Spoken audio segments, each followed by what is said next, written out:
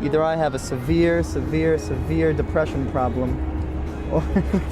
I'm gonna enjoy my winter wonderland that I brought to California, so you guys should get out of here. I'm gonna go hang out with Hemingway. Hello, I'm Harold Howitzer. Welcome to Haunt Hunters, hunting haunts and hotels in Hoboken. H. What was that? Celebrity Family Feud with Weezer. You guys make it to the final round. And Patrick, month that begins with A. I barely remember that. You blanked episode. on it. And was that the one? It's the month you were born in. Yeah.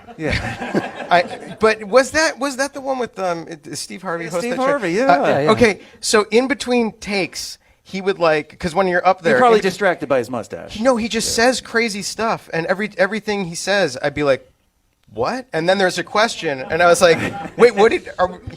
We're not okay. He's one of the funniest of all time. So funny. Yeah, it was kind of, and I'm also, I'm a little bit of an anxious guy, if that's not obvious. So it didn't really, me under pressure on national TV. That's a way to really get good answers out of me. We still love you, man. It's really hard to come up with stuff. It's also like it's very easy when you're like the next person. You're like, just say it, but then when it's your turn, it's.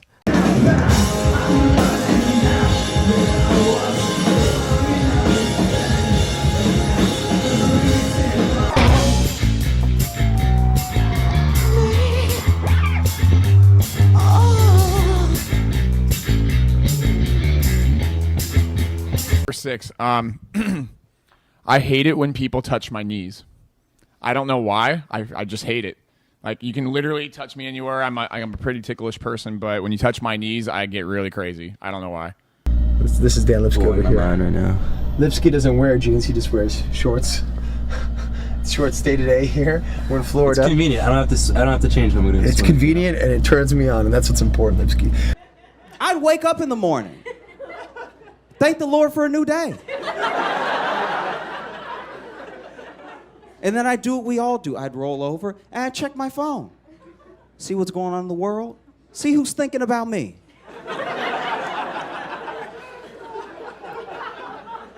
And there would be penises in my face. One of the most distressing things about this is that it wasn't even like, hey, what's up, it's Mark from last night, penis. It was just straight to the penis. Like, not even seeing who I am, not even seeing how my day is going. All right, listen, kid, I know you're the best in the biz. Okay, I just want to make sure that you bring your A game. Look, man, there's only one game I bring. Chess. So who are we up against? Nothing like coming back to my hotel to a nice bed. We have the rest of Fall Out Boy hanging out here, and then all the rest of our crew that hangs out. Yeah!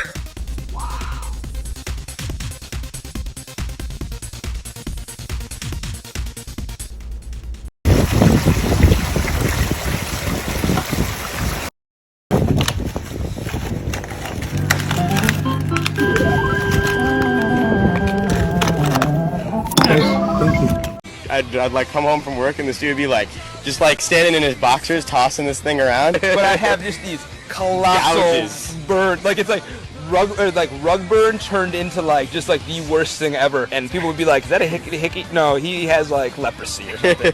Actually scope out the bathtub. If you're having a tough day, you really want to just, come and play with yourself in the bathtub. So, me, Andy, Patrick, and Joe will all go and we'll have some bubble bath fun, and it can get kind of fun, especially if you invite some G.I. Joes over or some Barbie dolls. It's kind of fun to troll you motherfuckers. It is. Oh man, aren't you a grown-ass middle-aged man? Why are you doing this shit online? I told you, I don't have a fucking life. I told you, it's just cats, man. It's just cats. Wouldn't you like to kiss her?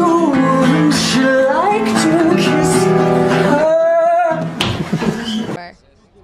Hi. Nice to see you. Who sleeps in the latest?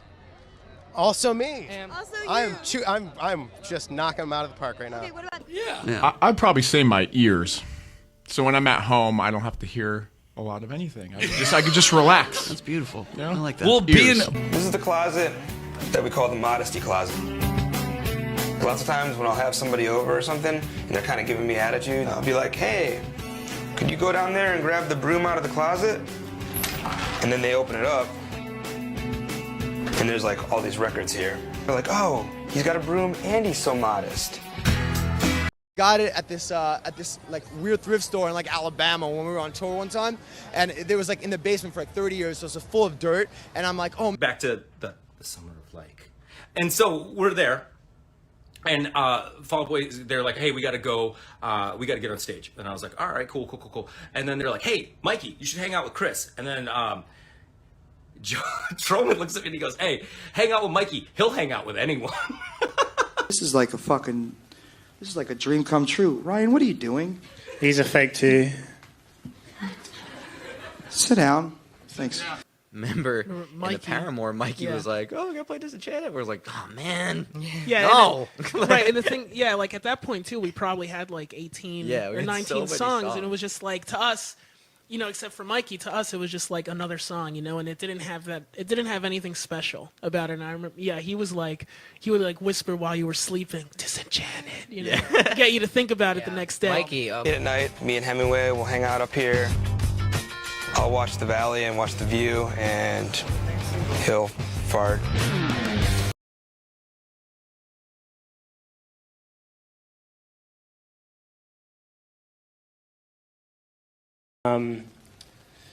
Be in this scene where it's a little bit more rare, and then, I mean, it opened up the avenue to be. Jackie, Ryan's our friend. You right? Ryan's your friend, right? Yeah. I'm just kidding. Yeah. Yeah. This is the epitome of Ryan's personality, and I really apologize, but of course, out of every day, out of every hour, out of every minute, Ryan cannot hold his piss. Ryan, you're excused. Go to the bathroom. It was Best of the Beast Ball. Let the man live. Yo, what up, girlie? Where you at? Oh, wait. Oh, I have a question, Gerard. Yeah. How on earth did you get your way onto Spin Magazine? It's just... Little this, little that. Let's just say I'm good at the rodeo. I'm good at riding the mechanical bull. All right, it's a really simple thing. It's a really simple story. They want to do this fashion feature about up and coming singers in the New York City area, and we have a friend who happens to work at Spin. She was actually helped us out a lot in the beginning, and she suggested us as one of those bands. So they're like, okay, sure, let's fly him out, and they flew me out from we did a tour on the West Coast, ended on the West Coast for Taking Back Sunday. Yeah, we rode all the way in the van from California. They rode all the way in the van, but I got on the sweet airplane.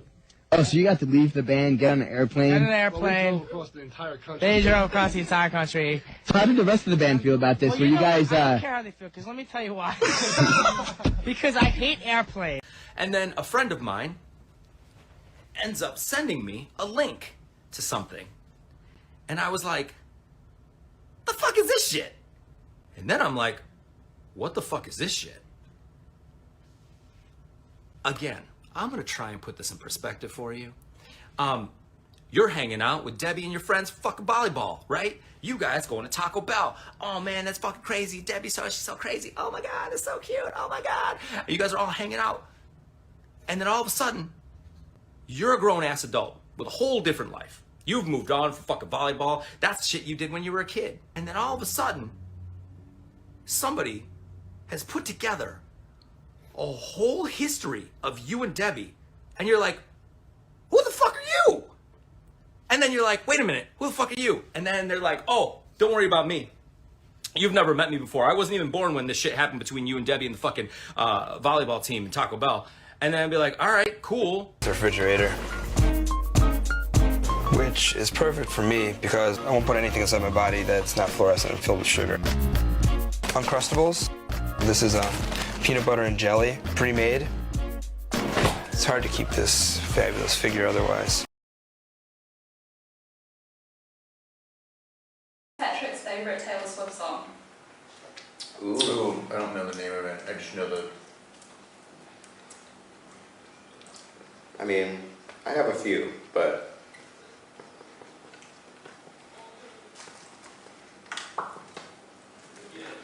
Running with the devil? That is it. That's the song. Running with the devil. Taylor Swift. What? Really? Yeah. Dude, imagine how good her life is. Look at that chick. True. Come on, man. Like, she's got it real good. She's got a team looking out for her. She could do anything. She could take a dump on a piece of paper and sell it. Rihanna and Taylor Swift would be amazing to work with, right? But if you had to... Are they busy at all? No. They got nothing going on. They got nothing going on. But if you had to marry one or collaborate with the other one, what would you guys choose? As a band. As a band. Oh, as a band. Wow. So you'd have to share. I'm sure you guys have never done that before, right? All right. As a band. Wow, that's tough. Okay, let's switch it up. Let's say work with one or date one. So would you rather want to work with Rihanna or date Taylor Swift? Or the other way around? And they're both watching right now, just so you guys know. Obviously, We're putting you on the spot. Well, I will say that we've hung out with Rihanna a bunch, and she's kind of a friend, so like there's already that like we're friends with Rihanna, I'd say. You're in the friend zone? Yeah. Well, I'm saying not like good friends. No. I'm just wondering, like, where is this leading? Well, did you just friend zone us with Rihanna? I'm just saying. There's no way out of the friend zone. Once you're in the friend zone, you're screwed. I was born in the friend zone. That's what you look at. I feel like, let's be really realistic. Both of those women are taller than everybody in our band. Yes. Okay. Yes. Both of those women... Maybe taller than two of us stacked. Double it up. Both of them are super successful and I think are both in relationships. I would say that we're probably at a neither level right now. Are we screwed in this situation? I think so. I guess we'll be on Tinder later on, huh? As a band. As the band.